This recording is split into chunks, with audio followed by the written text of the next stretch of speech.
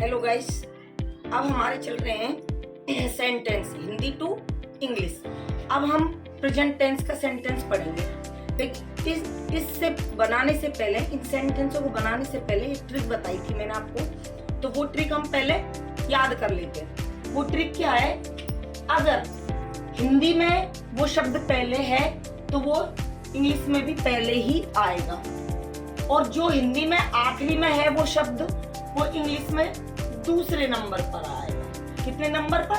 दूसरे पर। अगर बाकी जो बचा है उसको इंग्लिश में तीसरे नंबर पर लिखते हैं। हिंदी में अगर बाकी बचा है तो उसको तीसरे नंबर पर लिखते हैं, थर्ड नंबर। और टाइम दे रखा है तो टाइम को पिछड़ा या लास्ट में लिखते हैं। अगर कोई समय दे रखा है, दिन रात घंटे जो भी समय दे रखा है, तो उसको क्या लास्ट में लिखेंगे सेंटेंस।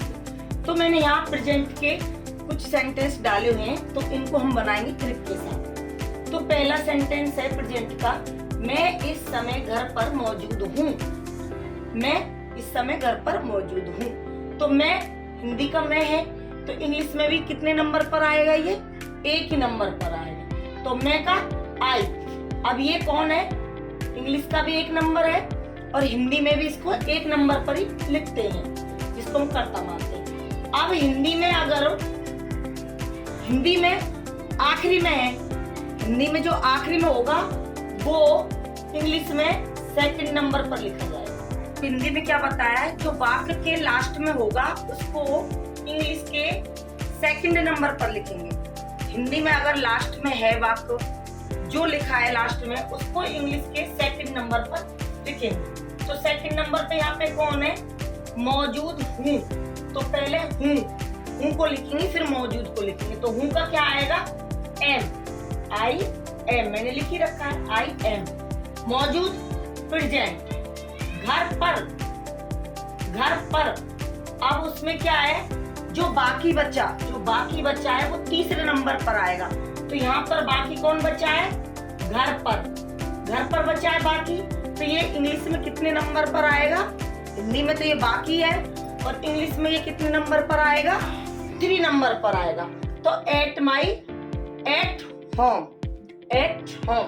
अब कौन बचा है इसमें? समय। इस समय को हमेशा वाक्य के लास्ट में लिखते हैं। इंग्लिश में जब सेंटेंस बनाते हैं तो समय को हमेशा लास्ट में लिखते हैं वाक्य। तो इस समय बचा है तो दिस टाइम, इसके लिए दिस और समय के लिए टाइम, दिस टाइम। तो ये क्या बना? I am present at home this time. I am present at home this time. इस समय मैं घर पर मौजूद हूँ। अब देखो, हम सेकंड को और अच्छे से समझते हैं। सेकंड क्या है? पटना बिहार की राजधानी है। पटना बिहार की राजधानी है। तो हिंदी का पहला है तो इंग्लिश में भी वो पहला ही रहेगा। तो यहाँ पे कौन है? पटना। तो फर्स्ट नंबर पे पटना लिख दिया। इंग्लिश में भी फर्स्ट पे पटना आएगा। अब आपको मैंने बताई थी ट्रिक कि जो हिंदी के लाइन के अंत में जो वाक्य होता है, जो शब्द होता है, उसको इंग्लिश के सेकंड नंबर पर बनाते हैं, सेकंड नंबर पर लिखते हैं। तो है क्या है? पटना राजधानी है बिहार की। तो है पहले है आएगा, फिर राजधानी आएगा। तो है तो इज, है को इज, ये सेकंड नंबर पे आ गए। अब उसमें बताया था जो बाकी बचा है हिंदी में वो इंग्लिश के तीसरे नंबर पर आएगा। तो बाकी राजधानी भी लिख देंगे इसके साथ। तो राजधानी कैपिटल है तो इसलिए इसके साथ दा लगेगा। तो दा कैपिटल। अब बिहार की जो बाकी कौन बचा है यहाँ पे? बाकी कौन बचा है यहाँ पे? बिहार की।